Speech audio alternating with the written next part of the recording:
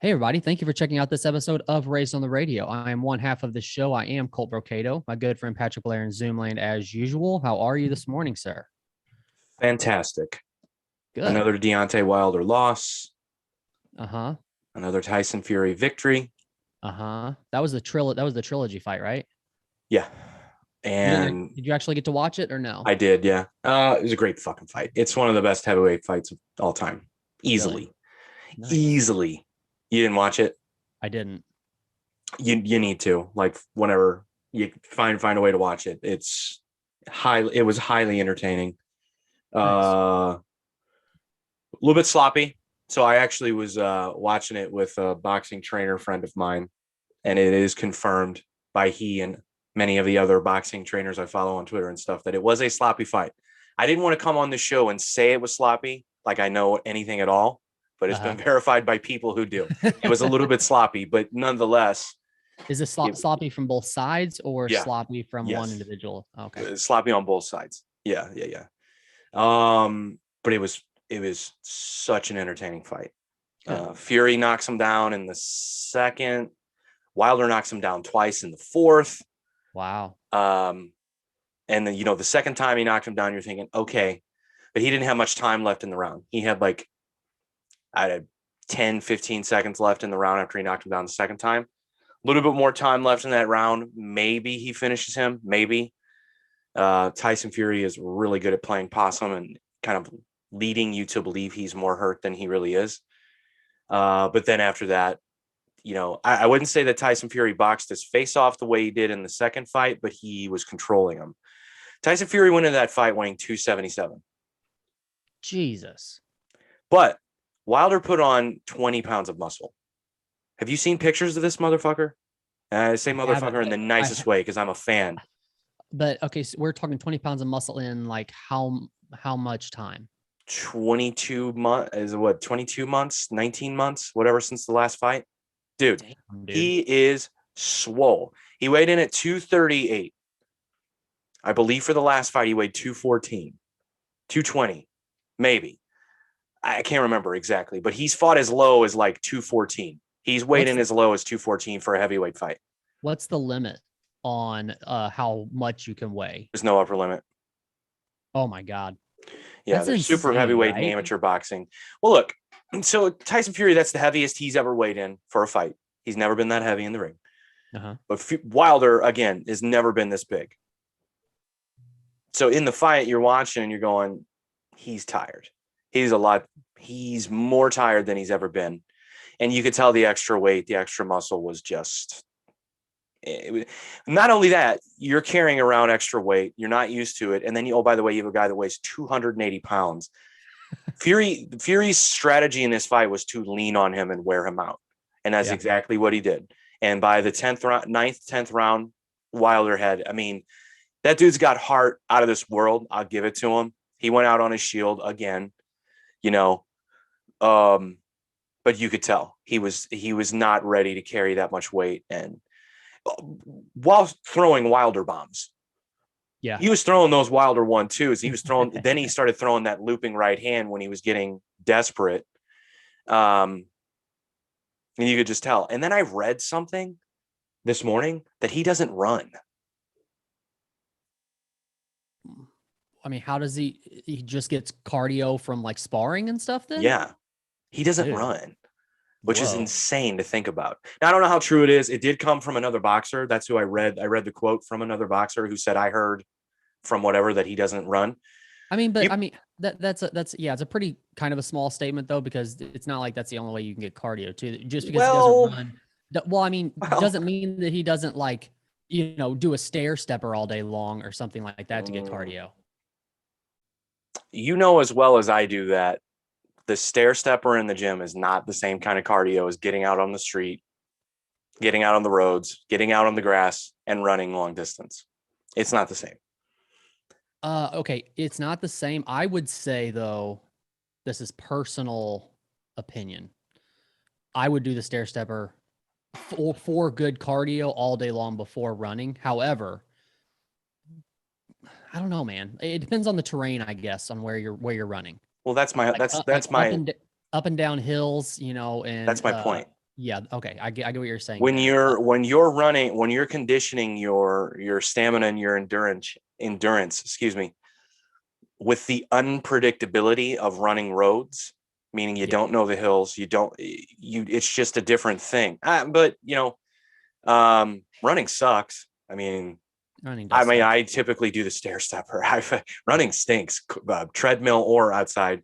I just have shitty shins and knees at this point. Like it's just so. I'm a small guy. Like I couldn't imagine a guy Deontay Wilder size. Right. It's got to be just nightmare. It's a nightmare on your fucking legs, and it's Yeah. just. But nonetheless, you could tell he was worn out. And but dude, look, he got a new trainer. He put on the extra weight. He put on the muscle. He looked fucking swole as fuck. He worked the jab that he just learned at 35 years old. Nice. He was using it in the early rounds. Yeah. Now, did it throw off Fury? Not really.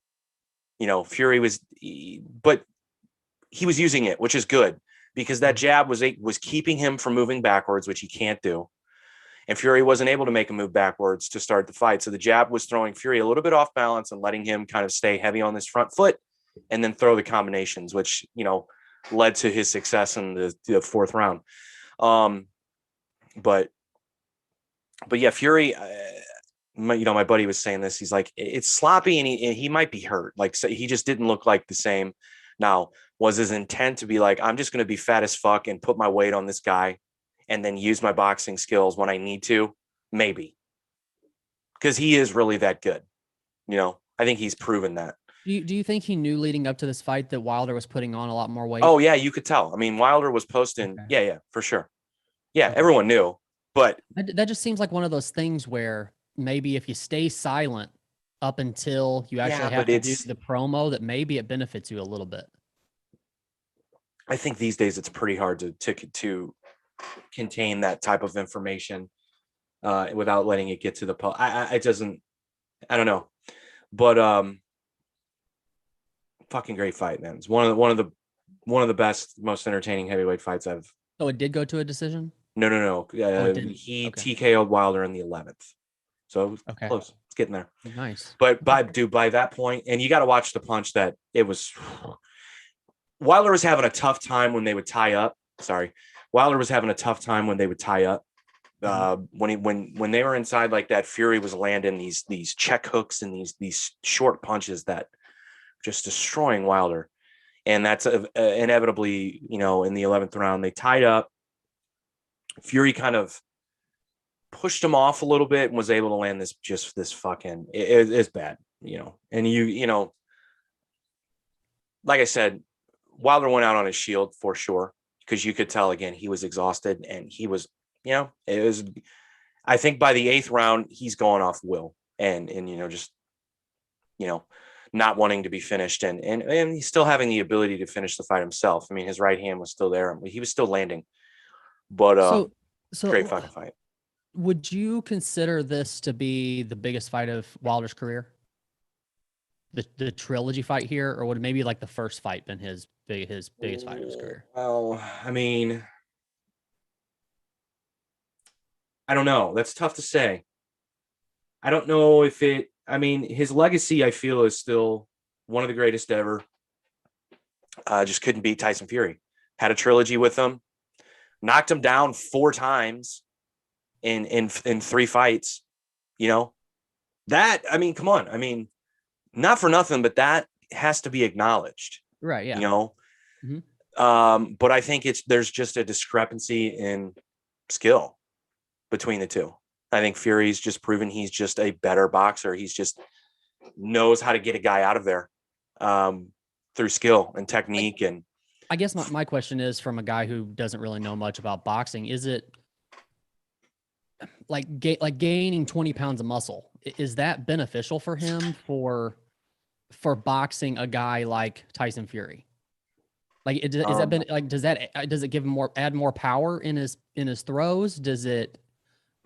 He's not a type of guy, I guess, like Fury is, where he's going to lean on you and try to gas you out. So I'm just wondering, could that have been a downfall more than anything? It's hard to say. Adding that weight. It's hard to say. Like I said, most people who know better than I like I've been reading about it all morning, seem to think it had a negative impact on the fight. But being stronger has to be beneficial when you have a guy that weighs 280 pounds leaning all over you. The problem that I saw with it, and this is what my buddy, we kind of talked about last night, Wilder, for the most part in his career, has been an off-balance fighter. He doesn't have the best footwork. Last night, it was clear as day that he was off balance when he shouldn't have been. And I think it had a lot to do with just being tired from carrying the weight of himself and then of a fucking 280-pound fucking gorilla all over you, you know? But again, I don't want to take anything away from either guy. I mean, for his legacy, yeah, maybe that was the most important fight. If he wins, obviously, I don't know. But what do you, I mean, here's what I want to happen. So the winner of this fight has a mandatory challenger. The winner of the Dillian Whyte Otto Wallin fight fights Tyson Fury because he won. So we have to wait even longer for the Fury Anthony Joshua fight. Now, Anthony Joshua exercised the rematch clause in his contract to fight Alexander Usyk again, which will be a great fight. So if Anthony Joshua can find a way to get his belts back, and Tyson Fury beats either Dillian Whyte or Otto Wallin, and the fucking Fury Joshua super fight in England doesn't happen, it's a robbery of all robberies for boxing fans. It's seriously, it's the dumbest thing. That's my biggest complaint about boxing all the time, is like, we don't have champions fight other champions, or when they do, it's finally way too late. So we'll see. But yeah, you should go, if you haven't, and this is you and anybody else, if you haven't seen that fight, go find a way to watch it. It was one of the best fights ever. How much time do we normally have in between boxing matches? Like, if there was an average that you had to say, does it vary, or 14 months? I'll give you in between. So you're talking Fury has 14 months before he fights, before he does his mandatory fight. I don't know. Well, let me find out when that Dillian Whyte Wallin fight is. I know it's coming up soon. And then Joshua has another fight he has to do before it would even be possible to fight. Yes, he wants to fight Usyk again. He wants to get his belts back. So yeah, we're gonna be waiting October 30th. So it's coming up. So that'll happen October 30th. Whenever Usyk and Joshua happens, I don't know. They haven't booked it yet. So I just saw that Joshua wants to rematch. How old is Fury? Fury is 33. Okay, so he's 33, and you figure this other fight happens this month. Yeah. So we're talking, it could be over a year between that and Fury's next fight. Yep. Man. Yeah, he's 33. Wilder's 35. Joshua is 32. Let me see if I can. I know Wilder was 35. Joshua was 31. I have to imagine that boxing in a way is like MMA, as far as like most people are in their prime around this time, right? Yeah. 31, 32, 33 years old, something like that. But also a year is a long ass time, especially in the fighting world. Yeah. I mean, yes, but that's the way it is. Dillian Whyte's 33. So I don't know. We'll see what happens. Either way, I'm excited. You know, I mean, Fury's already beat Dillian Whyte. So it's like, if Dillian Whyte Fury's already beat Dillian Whyte and Otto Wallin. It's like seeing him fight one of those two guys a second time. Am I curious? Sure. But I don't know. I'd rather just see him fight Joshua or Usyk, because Usyk's undefeated. It's a really cool story. And he's a boxing technician. So seeing the two of them in there against each other, you might see if it might be boring to some people, because I don't know if Alexander Usyk is big enough or has the power to knock out one of these guys, but who knows? Anyway.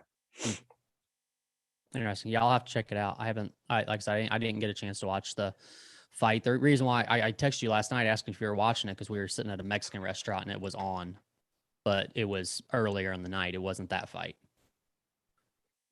Just a preliminary card. Mm-hmm.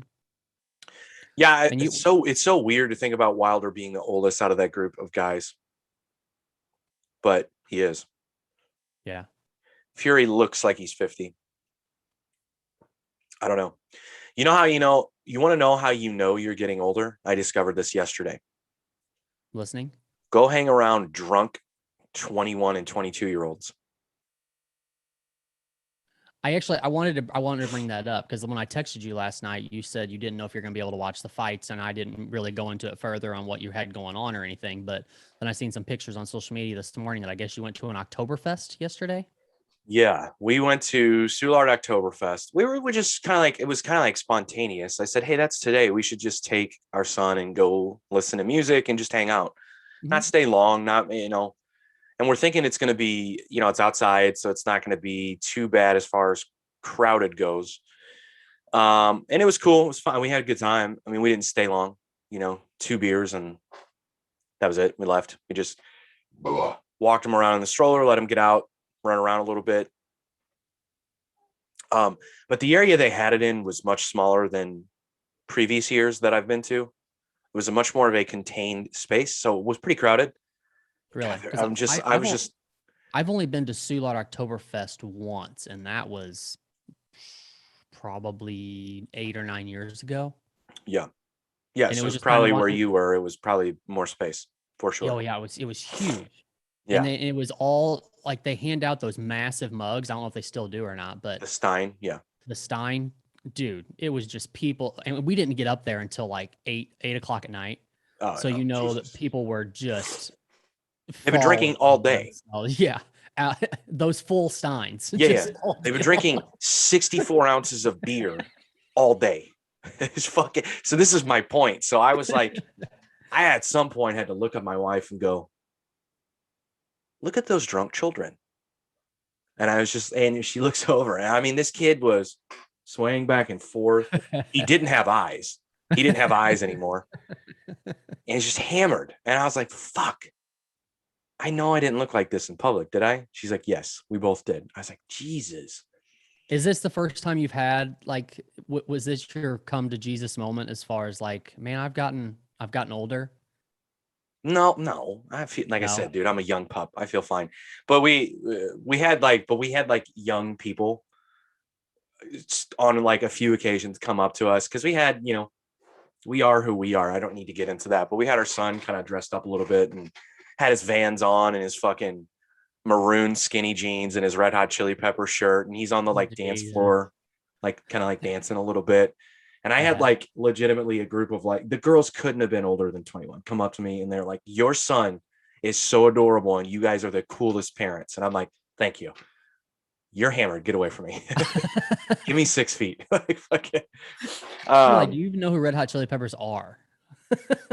that's a good point. See, you're creeping into an area there too, as far as like feeling old.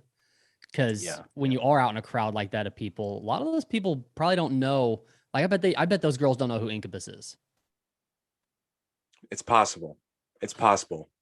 But I don't think a lot of people know who Incubus is anymore, which is sad. But I've had so many band dudes, by the way, tell me that they can't stand Incubus. Really? It's bizarre, but I guess I get it. I don't know. Like, Have they given a reason? yeah, it's gay. Had a lot of guys say that to me. Okay, that's fine. Whatever you say, dude. I don't know. You know what I'm saying. Yeah, guys say that. Not saying they should. Not saying. You know what I'm saying. If they don't like something, it's gay. That's I've had a few Do you? guys. I mean, do you like? How do you take that as far as like? Do they like your music that you put out? Because you would admit that Incubus has been an influence, or at least Brandon has been an influence on you pretty heavily. So do you take that insultingly? No, I'm not insulted by someone. Yeah, a little Okay. bit. Yeah, no, fuck that. A little bit. Yeah. I don't know. It's fine. I mean, it used to bother me, but I don't care anymore. Yeah. But I was just a little bit. I was just a little bit surprised by it. I was like, really? But I guess it's not for everybody. I just assumed most people liked them. But I've lately discovered more people that don't like Incubus than do. Hmm. either way. But back to these drunk 21-year-olds. So I had my first dad experience with drunk kids. And I knew it would happen eventually because I am a dad now. And we do like to go out. We still like to go out and have a good time, responsibly, of course. So, but we're walking through Soulard with my son in his stroller. And there's this group of like 8 fucking 21-year-old dudes, right? Hammered. And they're like blocking the entrance to a sidewalk. And they see me and my wife coming with a stroller, right? I know they see us, but they don't move out of the way. So like, of course, me being defensive dad's like, and I look at her, I was like, these motherfuckers better move. We're like, we're like 20 feet away. I know they see us. Nobody moves an inch. They just kind of turn their backs on us and go back to their drunken 21-year-old conversation. And I look at her, I go, these motherfuckers better move. Like, we better not have to ask. Because that's the difference. I was like, and this is what I said to her after we get by these guys. I was like, listen, I've been a drunk shithead 21-year-old hood rat, right? I was doing hood rat things in hood rat places. But if I saw a couple with their baby walking toward me, I would kindly get out of their way, regardless of how hammered I was. These fuckers didn't move. We had to be like, excuse us. And then they turn around and like, oh, and they like moved out of the way. She's like, oh my God. And I just look at my wife. I'm like, you gotta be kidding me. She's like, whatever, let's just keep walking. And that's when I looked at her. I go, I was never like that. I was a hood rat, but I was never like that. You have a baby? Excuse me. You can go by. Like, it's like, come on. Oh, You're 85 years old and have a cane? Excuse me. Go. You can get by. Like, I don't know. Have you had this experience yet? I mean, I know you're only 24 at this point, but no, not really. I haven't really had a certain moment where I just look around and it just feels like I'm older than everyone. But I'm kind of middle ground as far as age goes, I think. Yeah. I don't know. I think we blend in well, but yesterday it was pretty apparent that we were around drunk kids for the most part. I mean, but it's Oktoberfest attracts old people, older folks as well. We certainly weren't the oldest people there. That's not what I'm saying, but these beer lines, you're just looking at them like, God damn. That's a Me Too moment right there. Get away from him. I would just like see girl. I'm like, don't talk to him. You shouldn't be talking to him. I know what he's trying to do. Like, you should walk the other way. Anyway, we actually ours was a little different yesterday, and I wonder, like our scenario, because I wonder if it's a little different because it was a craft beer type festival that we went to. So we actually went to, it's called Street Fest. I don't know if this is the first year they've had it or not. This is the first year I knew about it. But it's up on the street in front of Main and Mill Brewery in Festus, which Main and Mill is a craft brewery. They had like 14 beers on tap yesterday. You might as well be speaking Chinese to me right now. I'll let you tell me where those things are later. Well, it's in downtown Festus, but where the fuck is Festus? You don't live in Festus? I'm about 30 minutes south of Festus. You drove okay. Did you take your son? We did. How was that? It was the first, I would say the first like actual outing that we've had with him.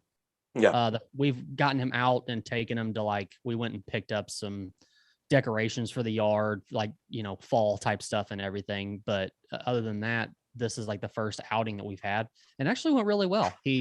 He was good with the music and everything. We kept him in a stroller the whole time. Sure. And then we realized when we got there that we forgot his headphones. I mean, his ear or whatever they're called. But apparently when a baby's in a stroller, that stroller muffles sound really well. Because my wife was like in the middle of a crowd, like sticking her head in it just to make sure that it wasn't too loud for him. Because we were stuck because they had stages set up, and there was a stage over here and a stage over here. So you could only get so far away from one stage because of the sound being too loud before you get into another stage sound. So you were just kind of stuck in the middle. But it was a good time. But like I said, it was of a craft beer more kind of. I mean, they had like Michelob Ultra and stuff like that, but it just, I don't know. I think when it comes to craft beer, younger kids just aren't into it that much. No, they not drink as Bud much. Light, Right, exactly. which is what they were serving yesterday. I was like, I walked up to the tent and I was like thinking, all right, I'm gonna get some kind of cool German beer. No, it was Bud Light, Stella, and Shock Top. I was like, well, 2 Stellas, please, because those are some shitty options. That would have been my choice too. We actually afterwards we came back towards our house and we stopped at a Mexican restaurant and ate. And I ordered a Budweiser, and the waitress brought me thinking about like how you were talking about how you're nice to people just a while ago for the most part, and she brought me a Bud Light. And my wife looks at me and goes, "You ordered a Bud Light?" And I said, "No, I ordered a Budweiser." Well, I think I said it too loud. I wasn't trying to be an ass, but I did. And the waitress came back over. She goes, "Oh, did I order the wrong beer? Did I give you the wrong beer?" I was like, "Yeah, I ordered a Budweiser, but it's okay. I'll drink it. It's not a big deal. It's fine." She's like, I "Are you would have sure?" sent that shit back. Like, Bud Light is I'll get you a poison. Budweiser. I was like, "No, I'm fine. I'll drink the Bud Light. It's fine." And Bud then I Light was is drinking. I was drinking. And I was like, "Oh, this tastes like garbage. Bud Light's This is poison. so this It's is so it's terrible." garbage. Garbage. Was God, not it good. sucks. That was the first. That was the first one I've had in a long time. That might be the only time I would be a beer snob. And you're like, hey, somebody's like, hey, you want a beer? Sure. And they hand me a Bud. I'm like, oh, you got anything else? What if they give you like a you- Michelob Golden Light? Much rather have that than Bud Light. Really? Oh, for fuck yeah, dude. Yes, Bud Light is terrible. Golden Light's actually not bad. I don't know if I've not ever great. It's not great, but it's not bad. And I've had several people like when I'm like, yeah, just I'd rather have a PBR than all of those shitty, domestic light beers. They're like, PBR is the worst. I'm like, Really? no, it's really not. Oh, okay. It has so much more flavor. No, yeah, I would never say that. Yeah, but it's PBR and Busch are the two that I go to have in my fridge. Like craft beer is my go-to for the most part, but once I get to where I want to with craft beer and then I want to level off, Busch or PBR is my go-to. Yeah. Yeah.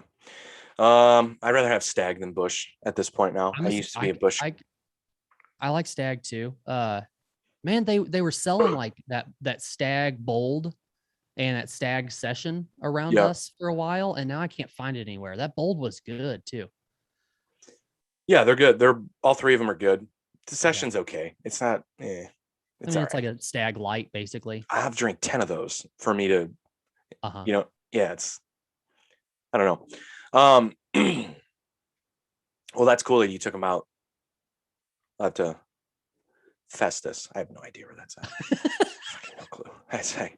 When you texted me that too, I was like, oh yeah. And I apologize. I even forgot to text you back about that. Because when you texted me, I was actually recording or on my way to go record.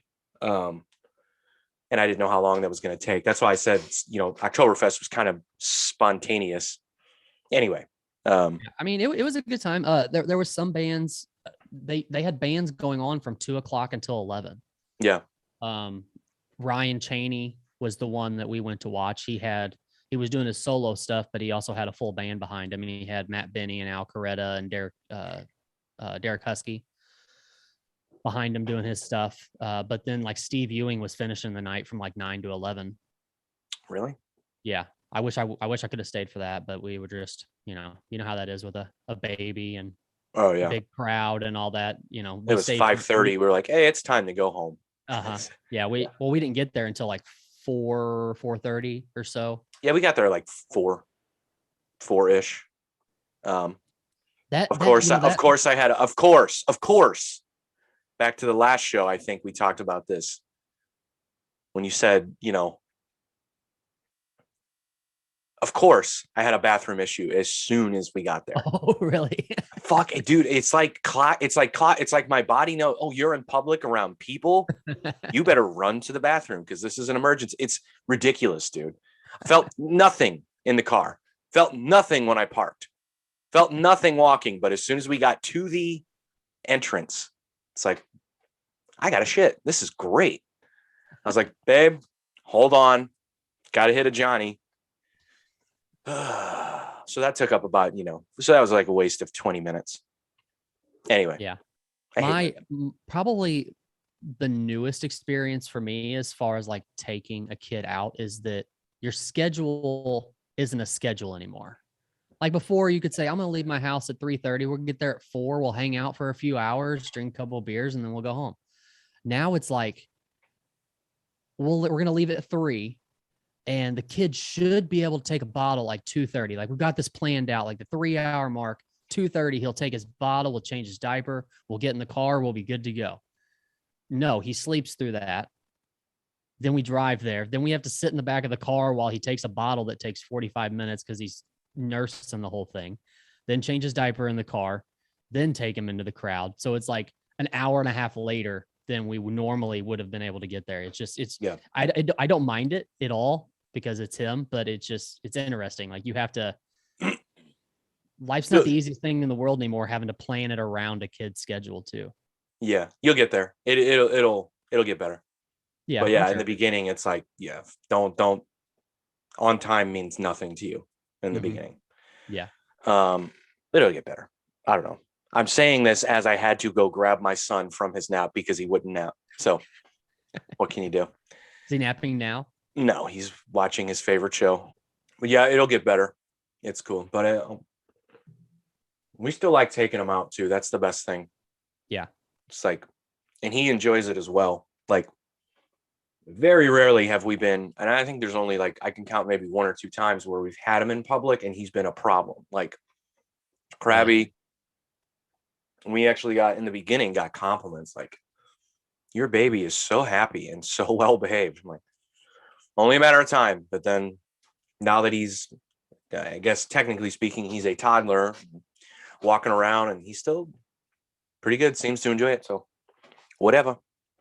Yeah, I was worried at first because he was not content when we first got there. It was a very new experience. He's never been around this many people at one time. Sure. And a lot of noises going on that he's never heard and stuff like that. But in the end, he actually, like through the band playing and stuff, he was content and good. So I'm pretty excited about that. I'm hoping that's the routine from now on whenever we go and do things. Yeah. Yeah, my kid's going to be deaf like me because we had him right by the speakers. That was probably so stupid. What can you do? Meanwhile, we're like a good football field away from the stage, and my wife's still like sticking her head in the stroller, hoping that it's muffled enough. We're literally by the speakers. His ears. Like 2 feet away. What can you do? Yeah. You know. So have you canceled Dave Chappelle yet in your house? No, absolutely not. If nothing else, I respect him more. You respect him more. Why? So just because of Dave Chappelle, you know, a lot of people call him the GOAT, and he probably is. I'm probably in that camp too. I mean, there's a lot of comedians that I really respect and I really like other than him, but he has a way of, in his storytelling, to tell a story about someone, put them in a positive light and a negative light in the story, and he can attack a community of people, but still have an underlying positive reason on why he's doing it. Yeah. And like show both sides of a story while he's in the middle of his storytelling. Yeah. He's probably the best storyteller of all time when it comes to comedians. Probably. So I would agree with that, but I don't feel like he attacks a group of people. You don't think so? No, I feel like he critiques and analyzes a group of people. Okay, I'll give you that. If there's one takeaway, and again, for people that don't know, he just put out a special. It's called The Closer. It's on Netflix. And of course, he's under heat from the trans and LGBTQ community for some things that he said. And it's not new. I mean, he's been through this before. And I think because he's been through this before, it is why he chose to do it in the way that he did it on this special. And he even said he's not going to talk about it anymore. Mm-hmm. But I don't feel like he's attacking. I feel like he's being critical of a group of people, much like people have been critical of his people. Right. I think it's pretty fair for him to go, oh, okay, well, then I get so. And you know, he even says is like his attack, and he used the word attack. He's like, his attack isn't on the LGBTQ or trans community. It's on white people, which made me fucking laugh harder than most of the stuff which makes so much sense if you think about it. That's probably the most progressive thing that he said during that special, because it was the setup to the last thing that he said was, stop punching down on my people. Right. Right. And by his people, he means the African-American community. Right. That was the last thing that he said. But that without that setup of like, well, I'm not worried about trans or gay or lesbian, I'm worried about white people. That doesn't make as much sense. And it doesn't lead into the great story that he told about the trans woman that he knows or that he knew. That's a fantastic fucking human, just a human story. Like, if you forget about it, if you don't like his comedy, you don't like his comedy. But if you don't hear that story and have a little bit of sort of empathy, you have to have some kind of empathy. And again, I don't want to tell the story because I will butcher it. So if you haven't, go listen to it. He tells a great story about knowing a trans woman. And then, to be honest with you, would you, and let me ask you this, because I thought about this, would you have preferred he ended it on the joke where he was like, I knew your father, he was a great woman? That would have been a good closer. That's like a mic drop moment, right? That was hilarious. Yeah. But you can't, well, let me, we got to back up to the original thing. You haven't canceled him. I don't think you can. Yeah. Isn't the point of having fuck you money is being able to say fuck you to anyone and everyone? Yeah, he's also in this different situation than everyone else too, right? Because he's got fuck you money, and he's also like off. He's not on the map whenever he's not doing shows and stuff, right? He just lives in his own little spot in Ohio, I think, right? And just flies around to do shows like in smaller places whenever he wants to. And you don't really hear much about him anymore until he comes out with a special and he, does his thing, and then he goes back home. Yeah. Like, you don't really see that somebody having that much money and just doing whatever they want when they want, and then just going off the map again. Yeah. Well, I mean, that's his advantage that he has over a lot of people, for sure. It is, but I think that only goes so far. I mean, it's not like he lives under a rock. Yeah. You know what I mean? Does he like to be kind of, well, here's what I like about him. He wants to go to a shitty hood rat bar in Ohio and not be bothered by the social commentary that he does in his comedy. Right. Right. Well, good luck, Dave. But you're still Dave Chappelle. You're famous, and and he knows he pisses people off, but he still's like, well, I'm doing a thing, but now I'm not. And it's like he told the story about the lady that followed him to his car, who was upset about his material.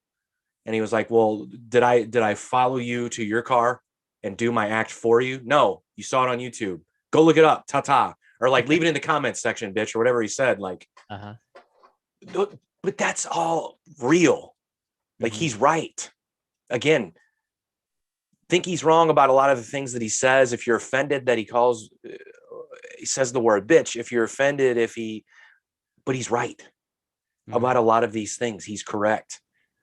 But there is no one better at social commentary than he is, because I think I said this on one of our other episodes, but he has a very, in my opinion, this is just my opinion, he's a very unique point of view on social commentary because of who he is. He is an African-American man, married to an Asian woman, has biracial kids with an Asian woman, but has been very, very, very open about his relationships with everyone else. Gay people, and then in this special, trans people, white people. I just think he has a unique point of view. Not to say that other people don't. I'm not saying he's the only one with this point of view. I mean, but he takes that point of view and really uses it to his advantage when he wants to tell these stories or when he wants to do social commentary, especially when he's in trouble. You know, he talked about the fact that the baby could go into a Walmart in North Carolina and shoot somebody, but he couldn't go into the bathroom. Right. I mean, I think he's poking holes in some glaring issues there that no one wants to talk about. They just want to cancel him because he's saying things they don't like. You know, this is going to sound weird, and it may be just my dumb brain, but the most profound statement that he made in that whole thing for me was he was talking about people attacking him on Twitter. Right. And his comment was, and that doesn't bother me at all because Twitter's not a real place.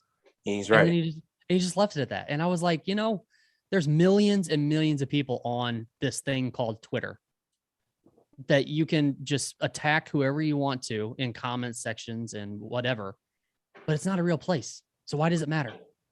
It doesn't. Just, that was like the most profound statement he made in that whole special for me. I would, yeah. I mean, it's up there for sure, but you can't cancel him. Netflix isn't going to cancel him. Is, you know, Netflix doesn't care much, right? I don't think so. Not so much. No. Who is it?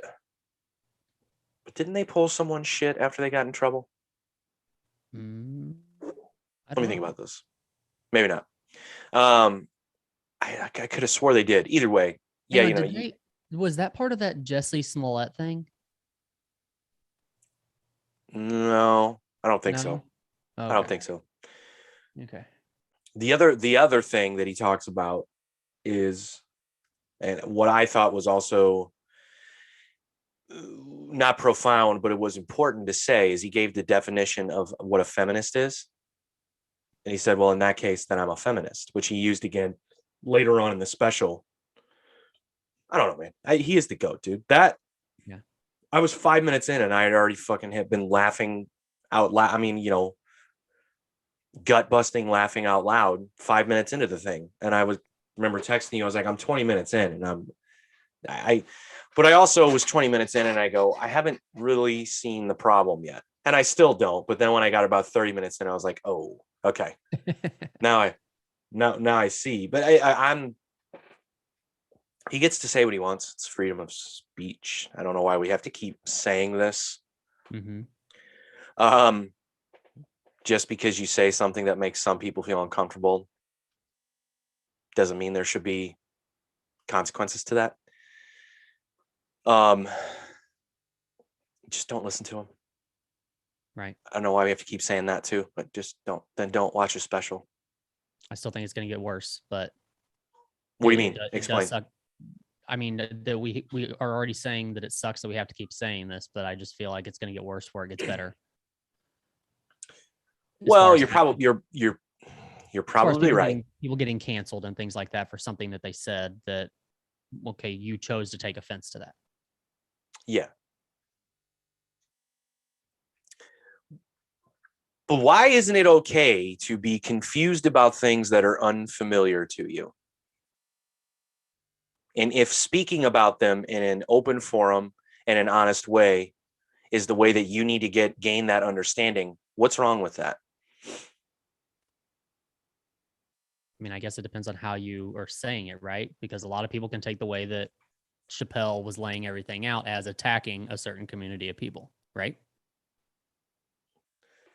I mean, yeah, I know that people are saying that, but I just don't see how it's an attack. I'm gonna say you're only attacked if you feel attacked, and you choose if you feel attacked. Yeah. If you're recreationally offended by things. Right. Well, sorry for those folks. I don't know. I'm not dumb. Like, I'm not ignorant to the fact that people do get offended by things that are said from specific people. You know, I also know that people don't think I deserve a voice in this matter because I'm a straight, white, privileged male who has never been offended ever.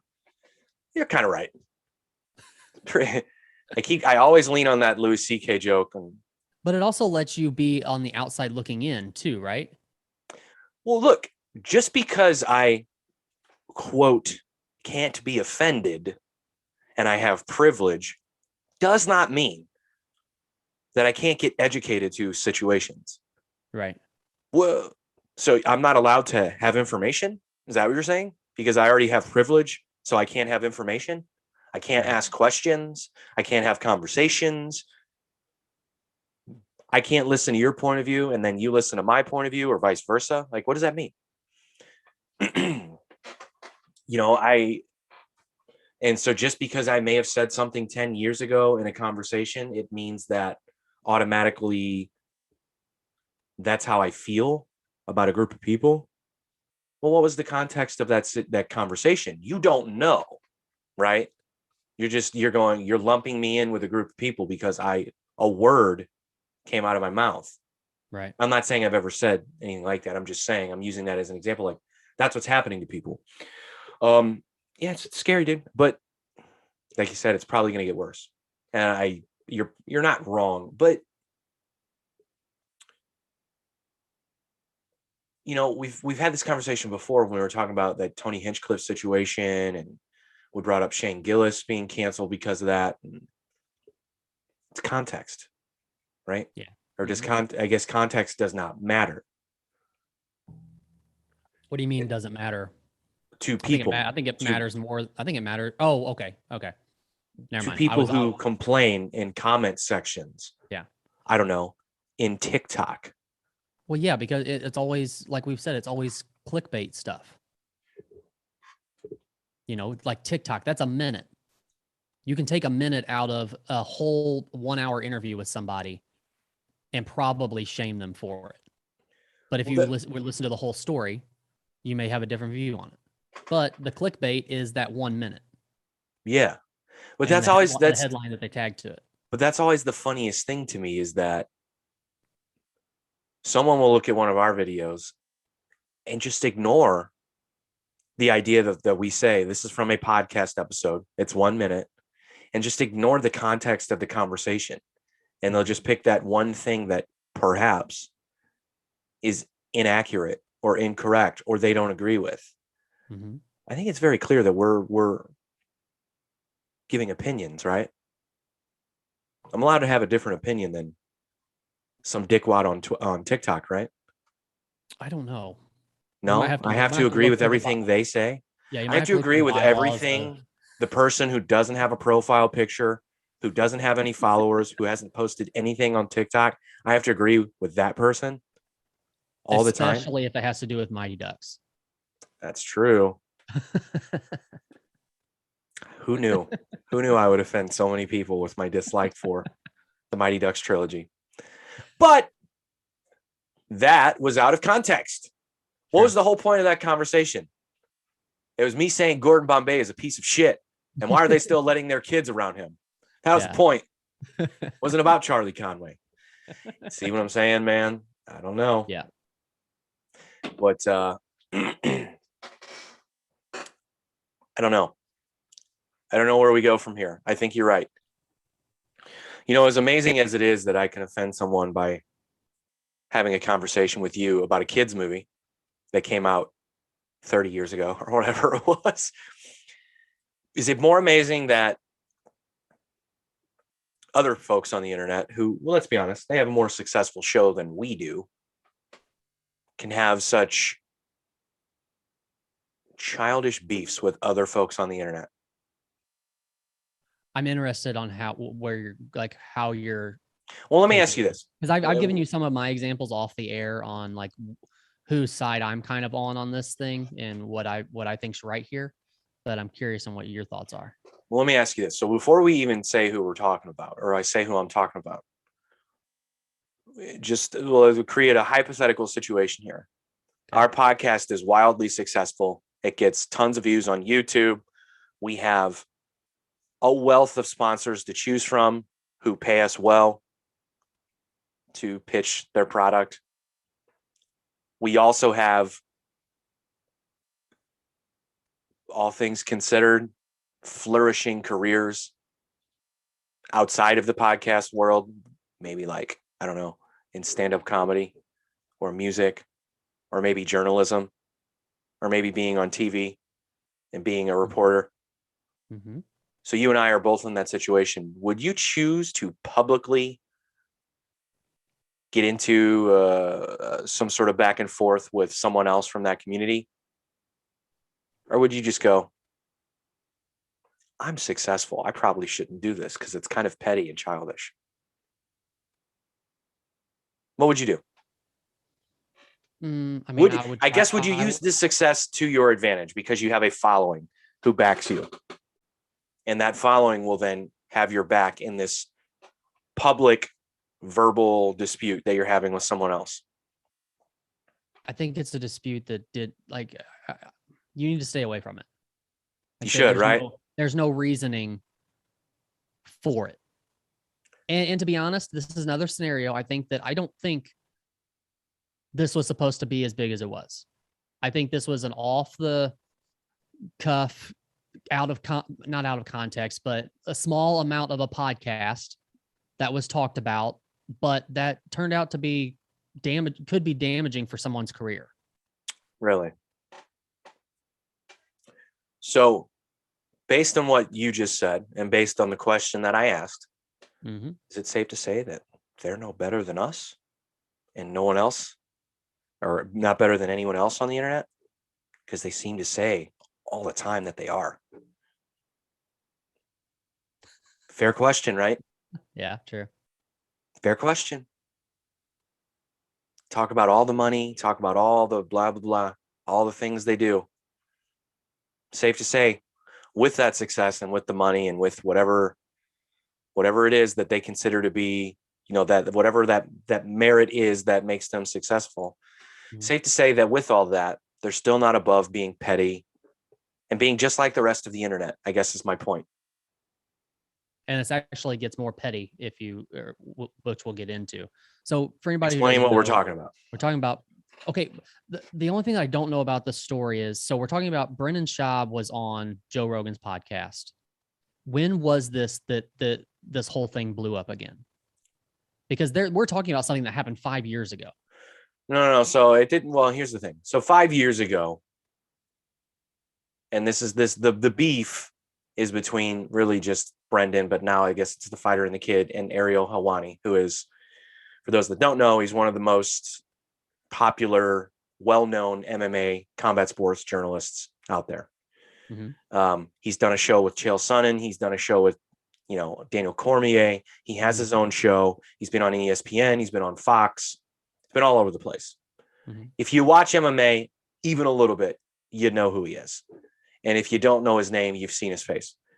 But 5 years ago, Joe Rogan and Brendan Schaub were talking about how he got fired or banned by the UFC because he leaked the story about Brock Lesnar fighting at UFC 200, and the UFC wanted to do it. They had this big promo video prepared. They were going to be the ones to. So are you saying they were talking about this 5 years ago, or this was recent and they're talking about something that happened 5 years ago? 5 years ago, Rogan said it, and then I think Brendan Schaub shortly after that said it. But it's been a 5-year thing that Ariel Helwani has been trying to get past because he didn't leak anything. He didn't say anything that was given to him off the record. He thought he was doing his job. Or the UFC claimed no, we had a video, we had this whole thing, and you ruined it. Right. So he got let go by Fox, I believe, at the time, and I guess the UFC had something to do with that. That's always been the story. Was this for the Mark Hunt fight? Yes. Yeah. Because that was the last fight he had, right? UFC 200. Yeah. Okay. Well, Ariel didn't leak anything, but he reported that Brock Lesnar would be fighting at UFC 200. So it kind of made the surprise less than what it should have or could have been. Right. Ariel never really addressed it that, 5 years ago, saying that Joe Rogan's not right about this. But then I guess Brendan Schaub brought it up again on his Fight Companion show. But not only that, he brought it up, then also said that, he's said on other shows that Ariel was let go by ESPN. He's not easy to work with. And everybody he knows says he's a pain in the ass. And Ariel, of course, defended himself I don't know what the fuck this guy's talking about, but that's definitely not true. I've never been fired. It's been contracts, this and that. And instead of just kind of leaving it at that, Helwani's been then getting personal about Brendan as far as his comedy and paying people to be on his shows and so on and so forth. So it's been this weird back and forth between again, two successful people who claim to be better than the rest of the internet and above all the antics. Not really. Well, so we haven't seen any of them yet that I can tell, but Helwani is stating that Brendan Schaub private messaged him and apologized to him privately. And Helwani's retort to that was, you said this stuff publicly, and now you're going to try to message me privately to apologize. He's like, that doesn't fly. You need to go to the platform that you originally said this stuff on and apologize publicly for it. Right. So what I was going to tell you is that if I was Ariel, apparently they told him, apparently Callan and Schaub both told him that they were going to publicly apologize, and they've not done it. And if I was Helwani, I would have waited a little while, seen if they did apologize for it, and if not, show those private messages on social media. Prove it that they did apologize, because I think that blows their cover. Well, he doesn't need to, because Brendan did admit to texting him and apologizing. But then anytime he goes on his platform, he's very passive aggressive and condescending about everything. Right. You know, which is just a pride thing by him. Yeah. Yeah. I mean, it's very, to me, the thing that I don't really care about either of them, in a sense that this beef is fine. I do what you got to do. I mean, Ariel thinks he's defending his job and his career, and Brendan, I don't know if he really understands what's happening, because let's be honest, I don't know if he understands much about anything. But the interesting thing is both of these guys are guys who have in the past on their platforms kind of taken the we're better approach. We're better than other podcasts. We're better than other people on the internet who do what we do, so on and so forth. But now it's gone to the petty level where you have gotten that from Helwani also. Kind of, not as bad. Maybe I should leave him out of that, but I feel like it. Well, yes, at times. I kind of see where you're coming from, because I've heard a lot of interviews that he's done, like in podcasts that he's done and stuff like that. And he does have a little bit of an arrogant side to him, but I think the majority of the time, from the way I take it, I think he has a little bit of arrogance towards, like, he knows that he's good as what he does, but I've never taken it as, I think I'm better than everyone else doing this. Yeah, I mean, I should probably leave him out of that, because he also doesn't do a comedy podcast. His podcast is very much about MMA and combat sports. Right. So there's a clip that I can play also that you sent me from The Fighter and the Kid that basically has Brendan Schaub saying, I did nothing wrong. And right. Callan is telling him, basically saying, yeah, you're acting innocent right now. Do you take that as Callan's pushing back? No. You don't? No. You think it's just joking? Yeah, they're both just passive aggressively just joking about it. Yeah. Play it. Okay. Give me 1 second. But the other thing, again, this is petty, because both sides now, Brendan's taking the, well, you can come say it to my face approach. I bet you won't talk like this to my face. And Helwani's taking the whole, my resume speaks for itself. This is what I've done. What have you done type thing? How successful are you? And again, when you have two sides that are both successful, apparently in such a petty public dispute, again, well, you're not better than the rest of us, are you? Right. Play the clip. Right, here we go. I didn't do anything. You're acting very innocent. Little right me? now. You're not little you right now. Little me? You're being mischievous. Here's my whole thing with, if you want to squash the beef, whatever, if he has beef, that's fine. I dare you. I dare you. Come on the show. You won't talk like this in my face, or I'll fly to New York. Dude, come on. Stop looking lost. You're looking lost and innocent, right? I didn't. What a mature guy. So I don't like that he's taking that route on this, because he thinks that he can intimidate Ariel Helwani if Of he gets in a course. face-to-face match with him, and he thinks that by intimidating him, he won't talk like he's been talking. To be fair, while he is taking the dude bro Chad approach to this, to be fair, Helwani did say on one of the last times he talked about it that he's had disputes before with people and he's gone to their face. He's not afraid to say anything to anyone's face. And then he kind of alluded to the idea that if he ever saw these two, meaning Callan and Schaub, that they would run the other way. So it's antagonistic on both sides. It's silly. And again, I would like to see it happen though in a face-to-face setting if Helwani really wouldn't be intimidated by doing this, because I think Helwani would have the upper hand. Like I don't know that Schaub can defend his case because it's always a he said, she said type of thing. Well, if you're saying that Helwani is capable of having an intelligent conversation and Brendan is not, I agree with you 100%. And I dare Brendan to try to have an intelligent conversation with Ariel Helwani. Right. I don't know. Again, I find this interesting because, and again, maybe I won't lump Helwani into this. I'll take a break. I'll take it easy on him. But the fighter and the kid, they're above everything. They're comedians. Everything's comedy. The rest of the internet, we're all losers. We're just trying to do what they do. I don't know. Again, maybe you're just maybe you're not better than anyone. You're not above anyone because you've been reduced to the same petty bullshit that you say the rest of us do. Well, the other thing that we haven't talked about that got thrown in the mix here too is that Schaub made the comment that Helwani would have never got the Showtime gig if Schaub didn't want to bring that up. Yeah, if Schaub didn't pass on it, so what? And the arrogance that he had the arrogance in his tone, right? But so what? Just because you weren't the first pick for a job, they wanted somebody else, and that person chooses not to do it. If you were still successful in that position, why does it matter? See, that's something. And again, he said that publicly on a podcast in a room full of fighters and comedians and whoever else was there. Mm-hmm. That's him being a douchebag, in my opinion. That's not something you say on a public forum. You say that off air to Josh Thompson. You don't say that on air. Like you don't say. It's just a douchey thing to do. That's all it was.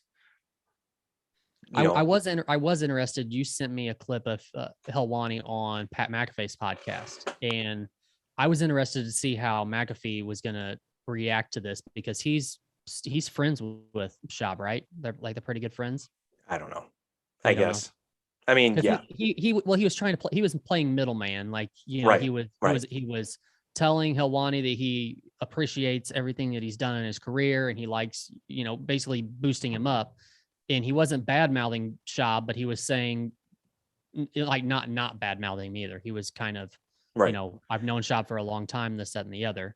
But it's not McAfee's job to step in and say you're right or you're wrong either. He just wanted to give Helwani the platform to get, say what he wanted to say. Yeah, he said he was happy for him, proud of him for standing up for himself or whatever. But I mean, again, if someone was attacking my career and kind of jeopardizing the impression that people get or the perception of who I am as a journalist, that would bother me. I don't know if engaging in such a childish or petty back and forth is the best idea, especially if you want to be considered a real journalist, because most wouldn't do this. So at this point, you're just a talking head, right? Yeah. I mean, I'm a fan of Helwani. I've listened to his podcast quite a bit and stuff. That's one downfall that I've seen is I've heard him on shows interviewing fighters to where a fighter will say something that might be a little condescending towards Helwani or something, and automatically he feels attacked, and he will, during an interview with somebody trying to promote the fighter, will start having a back and forth with this, like, okay, now you're attacking me, instead of just like pushing it to the side and getting on with the interview. It's more like, well, where did you hear that? Or, something like that. And then most of the time it's he said, she said type stuff. Oh, well, this person told this person that told me, so it's not that he doesn't have the right to do it. And it's not that he shouldn't be, I don't know, fighting for himself, but also you're in a platform where you're like interviewing people. So that should Right. be a different thing. Yeah, but I take that back to what I said. Like, that's just the day and age we're in now in sports media and journalism. It's you're only interesting if you're getting into those disputes. You know, Yeah. that's how you get viewers. If he doesn't stand up for himself and he doesn't question anything, which, to be honest with you, as a journalist, you should question everything. Mhm. You know, you should question everything. Now, again, should you, when you're interviewing someone, get into a back and forth with them? Maybe, maybe not. I don't know. But again, that type of back and forth is what's going to get him more viewers. So he's not dumb. He knows that. Well, if there's a different back and forth, like if it's a back and forth to where they say something, say a fighter that he's interviewing is saying something about somebody else and you don't really agree with that, there's a Right. difference in having a back and forth with that Right. versus feeling attacked as the interviewer. And then now you've made the show about you. Right. That's not how this works. If you're interviewing somebody else, the show's about them, not about you. Sure. So, but as you said, Yeah. you get clicks if you do the attacked role too. So, And that's the thing. Like I said, that's the world we live in. Is it really about the person you're interviewing, or is it about you? I would say in most cases, it's about you with most people. Yeah. Speaking of which, and then we can end on this. I was listening to Shane Gillis on Bert Kreischer's podcast. Okay. And it's amazing to me.